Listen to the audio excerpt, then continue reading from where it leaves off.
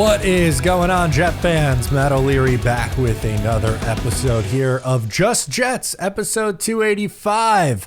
We're going to talk some Justin Fields and passing offense concerns, or struggles rather, and then get into is it time for concerns and what's causing these struggles. We're going to try to get to the bottom of it.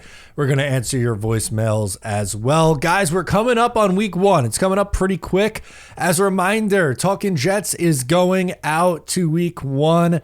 We have tickets available, limited tickets left. We are under 12 tickets remaining, so it is going very, very quickly. So talkingjets.com if you want to come to the game, tailgate with us, get on the field. It's going to be a whole lot of fun, so make sure to pick up your ticket. Also, we'll be at the Bezara Music Festival for a live show the previous day in Keansburg. Tickets for that is also available on our website. So let's get into these potential issues for Justin Fields and the Jets offense. After what looked like a strong practice on Friday, the Jets' best practice of the year so far, it has since turned another direction. On Saturday was their green and white scrimmage, and it wasn't a great showing from the passing offense. The run offense looked okay, but the passing offense did not look up to snuff. Same thing happens on Monday, and then again Tuesday with a couple interceptions mixed in. Last three practices, not very good. Justin Fields in those three practices, 15 of 43, a 34% completion with 2 interceptions. Now, head coach Aaron Glenn hasn't really hit the panic button just yet. He says it's still early. They're working through some things.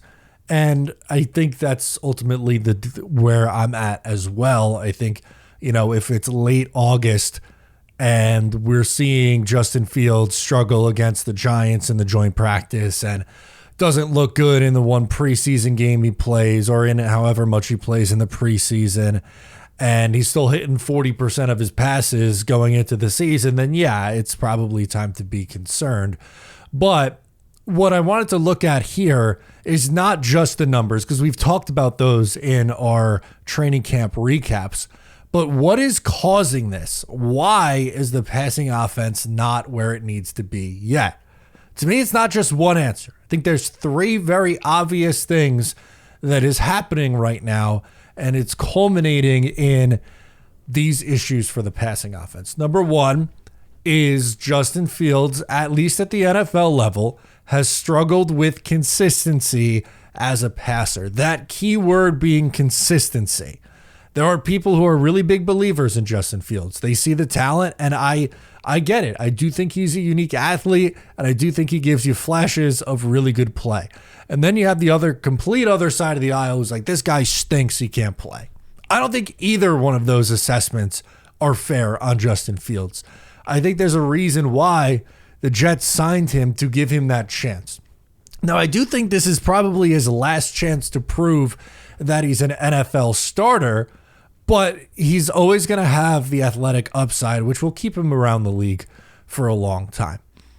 But this is not a new issue with Justin Fields. This isn't just coming out of the blue where, this is a guy who completes, 68% of his passes every year and has, talked about one of the more accurate quarterbacks and a good processor. That hasn't been the case yet so far. It just hasn't in his career. I'm not saying it's impossible to get there. We've seen these outliers before, but we have to be fair at the same time and say what it is. Now, circumstance did, I think, play a factor with Justin Fields early in his career, especially in Chicago, which kind of gets us to our second point here, which while, yes, Justin Fields in and of itself, there's something going on there, the circumstances that he's in, you could also raise as a red flag. With Mason Taylor out for the last 3 days, and he'll be out for at least a week with a high ankle sprain, the Jets really have 2.5 good weapons. Garrett and Breece Hall are the 2, and the half I'm going to say is Josh Reynolds.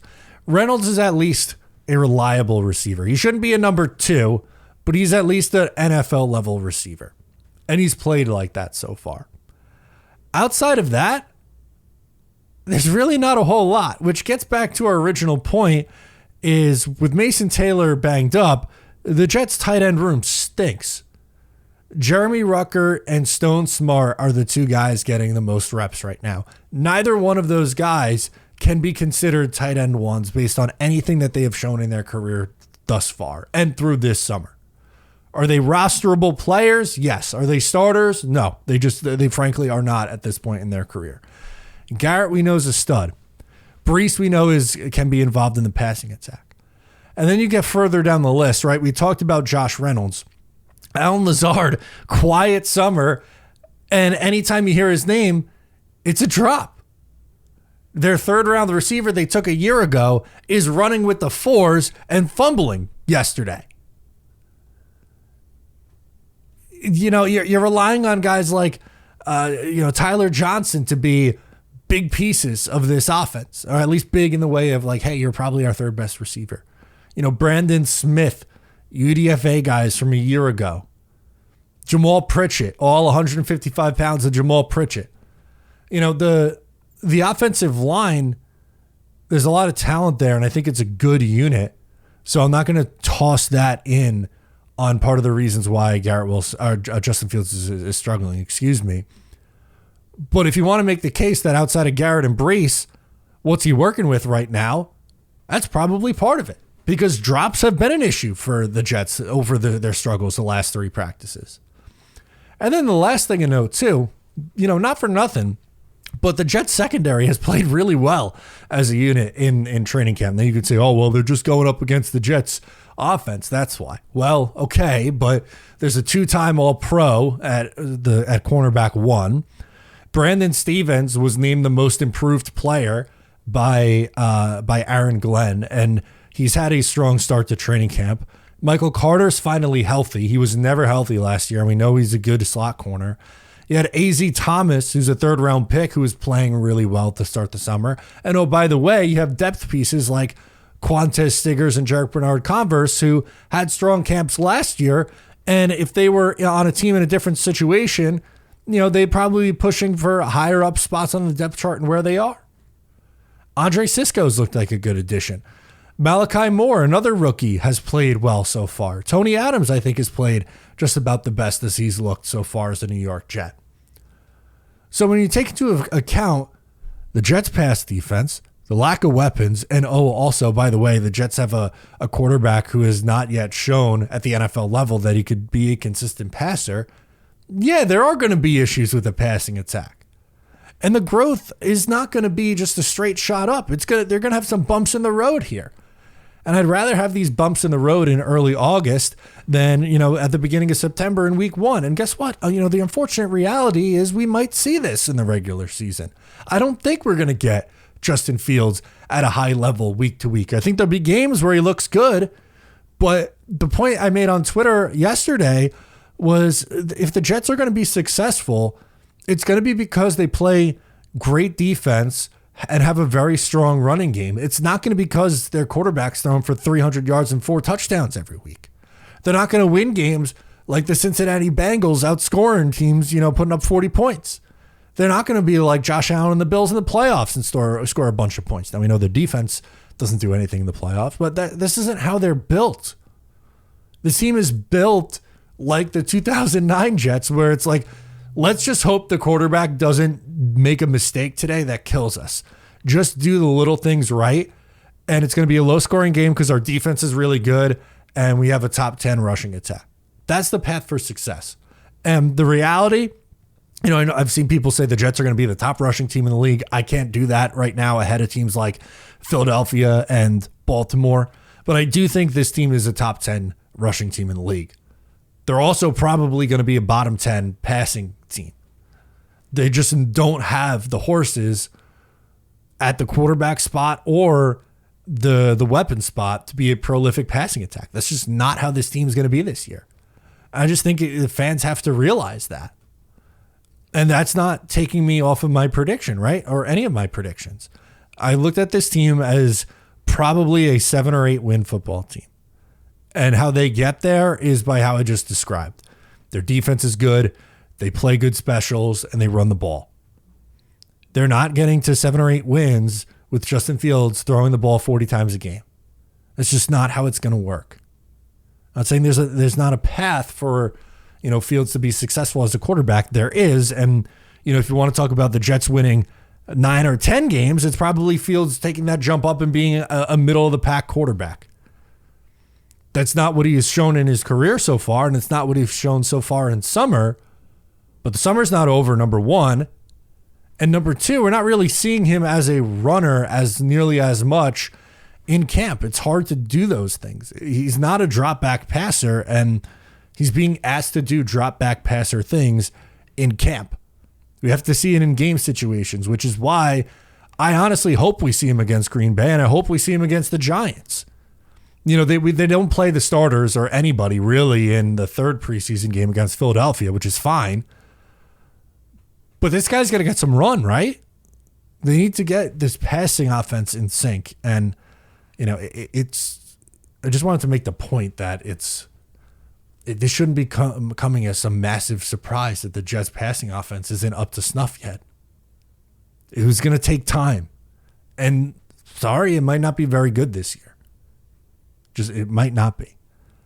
Let's do your voicemails, guys. I want to hear what you guys have to say on the state of this team right now. Max is calling in from Jersey and wants to talk Aaron Glenn.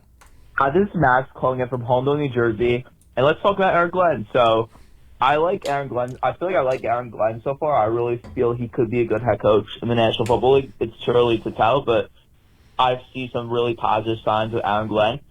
So I saw a press conference at ABT says he has confidence in Aaron Glenn. He could turn it around. And then there's also been some quotes from him from press conferences I really like.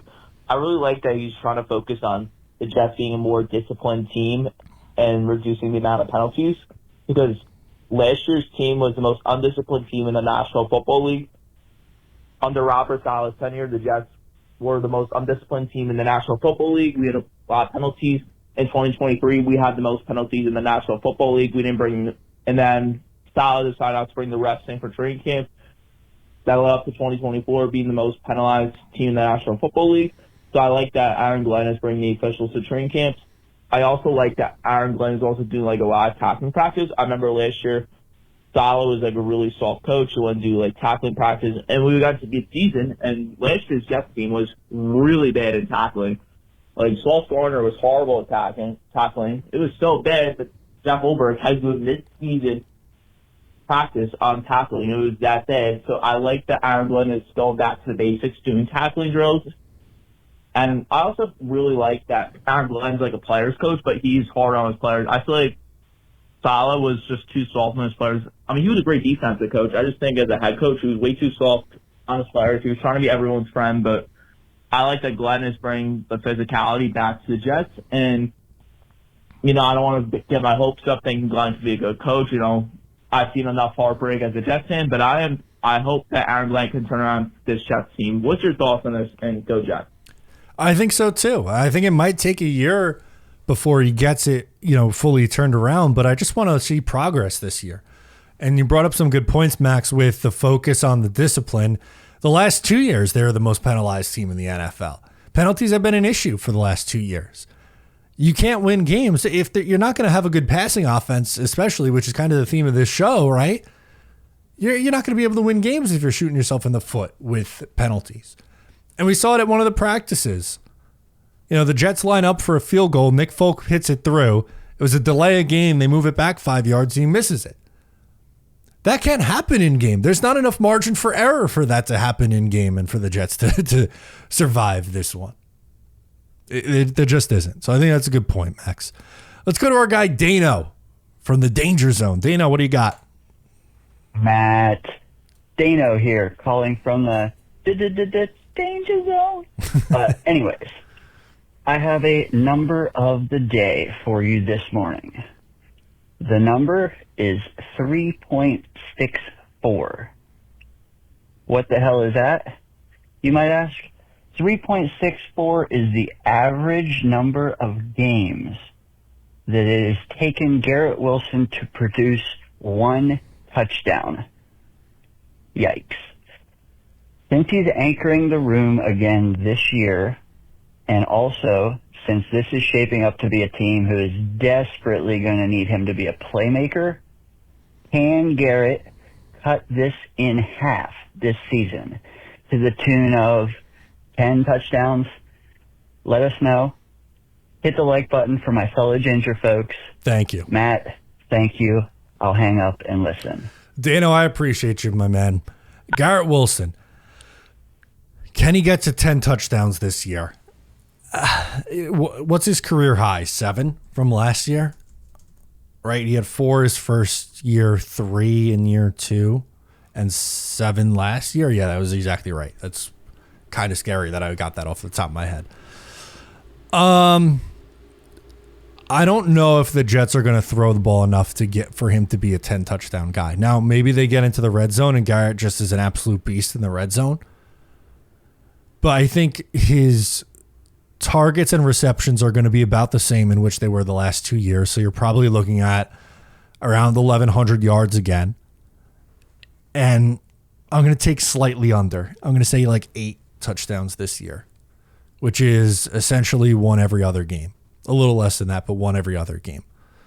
Interesting call out. I didn't realize it took that long to get touchdowns on the board for Garrett Wilson. It stinks, man. Get this guy a quarterback, please. Jack from Connecticut wants to talk some Isaiah Davis.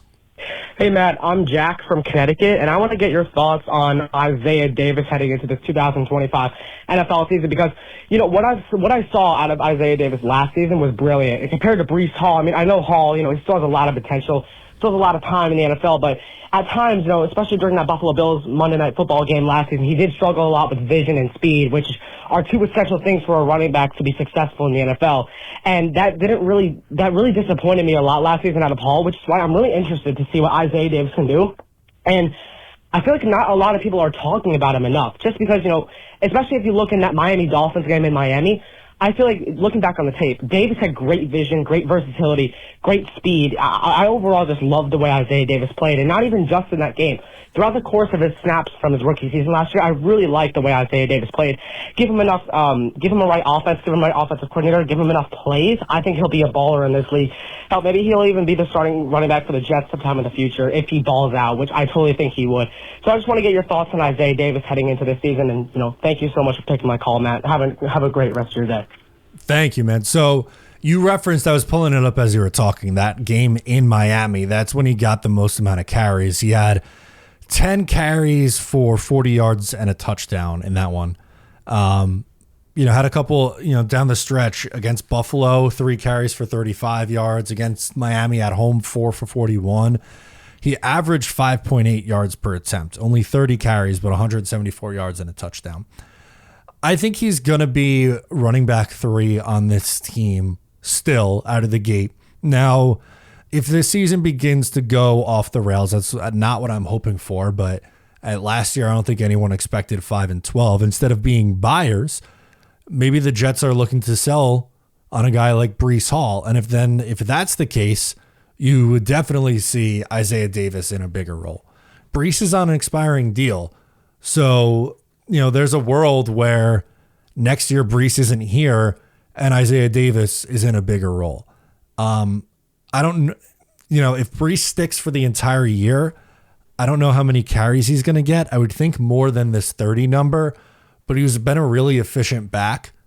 And I hope he sticks around because I do think that there is something there with this guy. There's certainly talent there.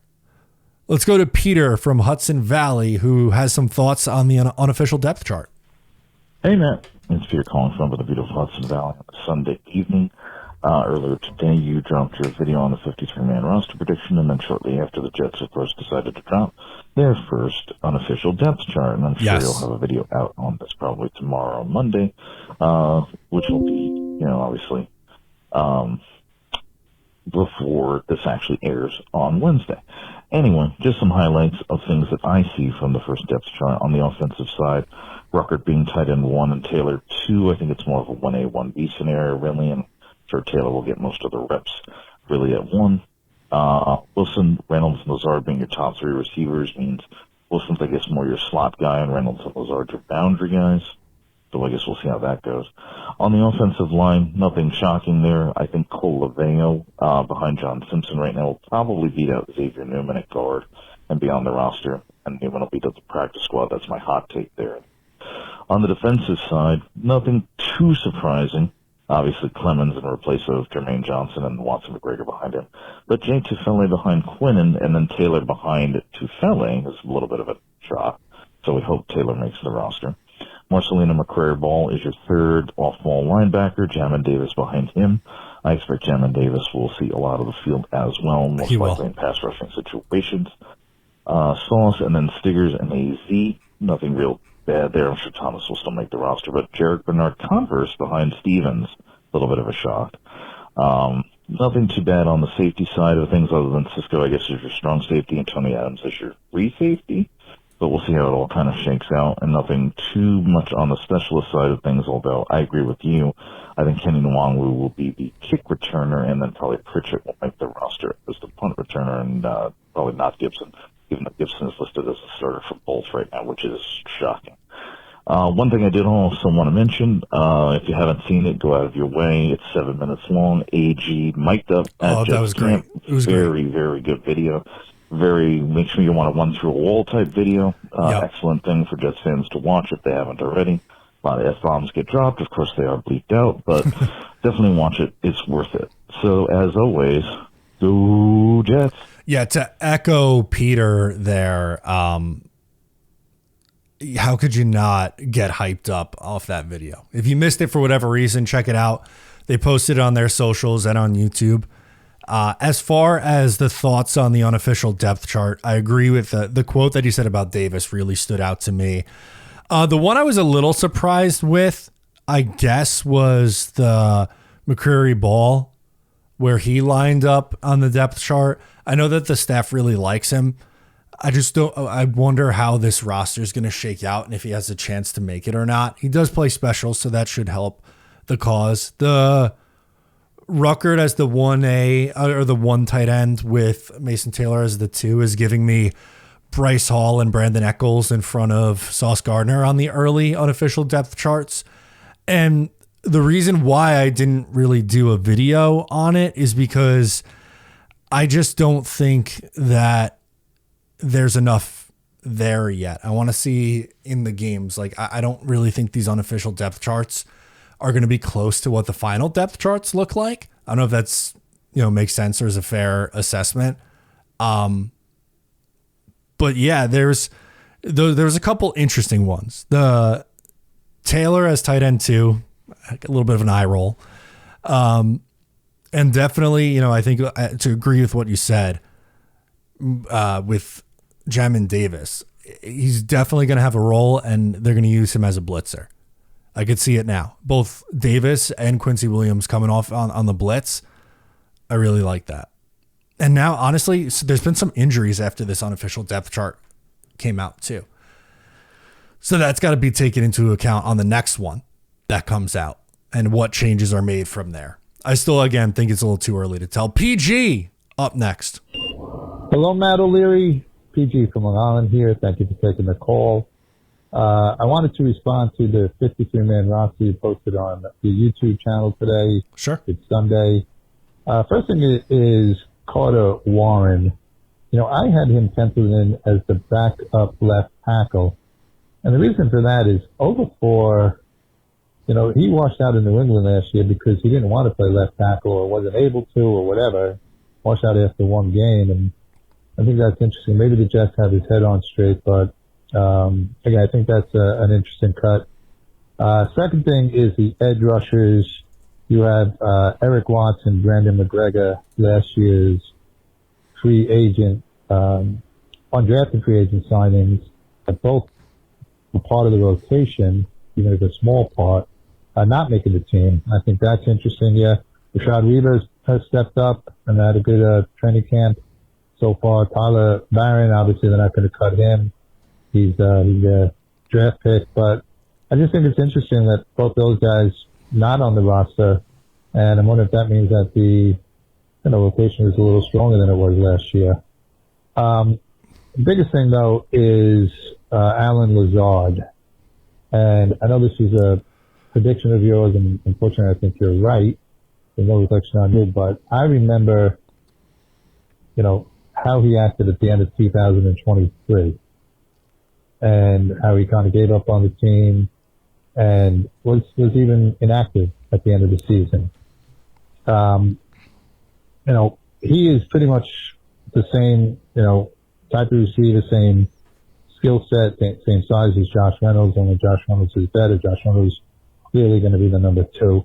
So even if he makes the team, he's going to be the number 3 or 4 receiver, which means when we throw in running backs and tight ends, he's going to be like number 5 as far as targets. And why not take one of these younger guys? I see Jamal Pritchett on making the roster. I think that's great. But Brandon Smith is having a good training camp, and Malachi Corley, we don't know what he is. Maybe this staff can develop him. Anyway, I would like to see them kind of take a younger player, develop him instead of keeping Alan Lazard around. To me, it makes no sense. But your thoughts on that, please, Matt O'Leary. And as always, go Jets. Yeah, so I'm going to work backwards here with the Lazard comment. I don't disagree with your logic on Lazard at all. I would rather get a look at one of these younger receivers with, more upside than a guy like Lazard. I think he's a very, very frustrating player and has been for the Jets the last 2 years, now going on year 3. I think the Jets will lean on the veteran for right or wrong. That's how I feel. I think they go, oh, this guy's been in the league for a long time. He's been relatively productive. Drops are an issue, but as our 3rd or 4th guy on the pecking order, I trust him more than I trust Xavier Gibson, Malachi Corley, Brandon Smith, whoever else beyond that, right? And I'm not saying that's right or wrong. Like I just think that based on what we've seen, I think they're going to lean on the veteran in that instance. I would rather keep Brandon Smith, who I think has shown more in training camp so far. On the edge rushers, I don't know if it's necessarily better. I just think it's different this year. So Jermaine Johnson's going to make the roster. He's not one of the guys listed on the unofficial depth chart, but you have Will McDonald, Rashad Weaver, Tyler Barron. Those 3, in my opinion, are definitely making it. Then you have Jermaine Johnson and Michael Clemens. That's 5 right there. Do they carry a 6th? And if the 6th is between one of Eric Watts or Braden McGregor, that's how I think one of those guys gets on the roster. But I believe I had it at 5 and 5 on the defensive line, 5 edges and 5 interior guys. And Peyton Page has been talked about a lot. Byron Cowart has had a guy who looks like he's going to start but got banged up today. So it's really subject to change, and I hate having that cop-out answer, subject to change, but with the injuries and no preseason games yet, I think we are going to see some change. With no practice on Sunday, my thought with the 53-man roster was, this is where I'm at right now. And this, again, it could totally change, but you do bring up some solid points on players that I didn't have that maybe do have a chance to make this roster. Brandon in Texas wants to talk about someone the Jets could add at receiver. Hey, Matt, this is Brandon Williams calling from McKinney, Texas. So my thing is Gabriel Davis. What's up with him? Why have we not brought him in for a visit at least? Why is he not signed yet? With our wide 2 question, and he's so young, why not at least give him a 2-year deal with a team option or a player option either way? Why can't we just that question. That's it. Gabriel Davis. So thank you for the call, Brandon. I understand where your head's at with Gabe Davis. 26 years old. Has had productive seasons in the NFL. You look at the Jets wide receiver depth chart, and it isn't very good. He was cut from Jacksonville because of a failed physical. He suffered an injury in week 11, torn meniscus in his left knee.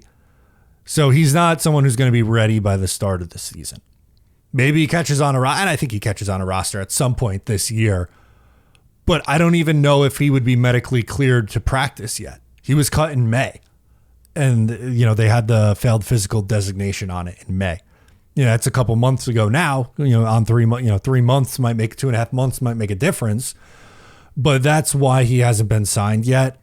And again, I don't mind assuming health, right? Let's just clear out the injury for a second. If Gabe Davis was healthy, I understand that approach more than I would understand an Amari Cooper or a Keenan Allen signing, right? Because you're looking at someone at the tail end of their career versus where Gabe Davis, maybe you're looking at it as, this is someone who's productive in the past. He's still only 26, and we think he could bounce back and be a part of this team for the next couple of years. I don't think you have that same case with Amari Cooper or Keenan Allen. But unfortunately with Davis, you have the late injury in week 11, and I just don't know if he's healthy yet. Last one, we'll go to Neil from Jersey City. Hey, what's up, Matt? It's Neil from Jersey City. Hope all is well. Hope you're having a great summer. Just wanted to ask and call in today about the Jets depth chart. I saw something on Reddit where they were displaying the unofficial depth chart. And, a lot of people were saying that, we just have like a really bad roster and that there's just not a lot of talent on it. I personally, in looking at the roster, I think certainly the impact positions, we struggle. We know that. I mean, after Garrett Wilson, there's really not a lot of pass catching ability there. But, linebacker room, I really like. Secondary, I like. I think that in terms of the defensive front, after Quentin Williams, Jermaine Johnson, you don't really know what you're getting this year with him coming back from injury. When McDonald looks really strong, or looked really strong last year, but in terms of the run defense, it's spotty, right? And I think that as I look through the roster or the depth chart, depth is really their biggest issue from what I can see. It's fair. And there's a lot of concern about how they're going to be able to effectively stop the run. So I'm curious what you think that Glenn could potentially bring to the table in that vein, because some people on Reddit were saying, yeah, well, Glenn, his defense was so banged up last year, and he really got them to overperform. So I'm curious, if that's the expectation this year, despite what may be, somewhat of a lacking roster, or just not a very deep roster, and what your thoughts are on that. Thanks so much, and go Jets. Thank you, Neil. Really appreciate it. I think what we're going to see from him is a philosophy difference. So the Jets with Robert Saleh and Jeff Ulbrich, they were, I'm going to use the word stubborn, with what they wanted to do. They played a lot of zone. They played a lot of, we're going to rush four, we're going to get home with our front four, and our coverage is going to be good, and that's how we're going to be successful. With the depth, the Jets have depth at corner. They don't have as much on the defensive line. And they have really athletic linebackers. 3 really athletic linebackers with Jamin Davis, with Jamian Sherwood, and with Quincy Williams. So what I think they're going to do is we're going to see much more blitzing this year. And they're going to play more aggressive. That's what we saw happen in Detroit when all those injuries went down. And for a while, I thought Glenn did a good job holding that team up. They eventually fell apart defensively, but they were absolutely torched with injuries. So honestly, I think the biggest difference is going to be the scheme that they play and the overall philosophy. Wilkes and Glenn will be more aggressive on defense than Saleh and Ulbrich were. And I think the reason they have to do that is because of the personnel. Guys, that'll do it for me in this one. Thank you so much for hanging out. I'm Matt O'Leary. Subscribe if you are new, and I'll catch you guys next time.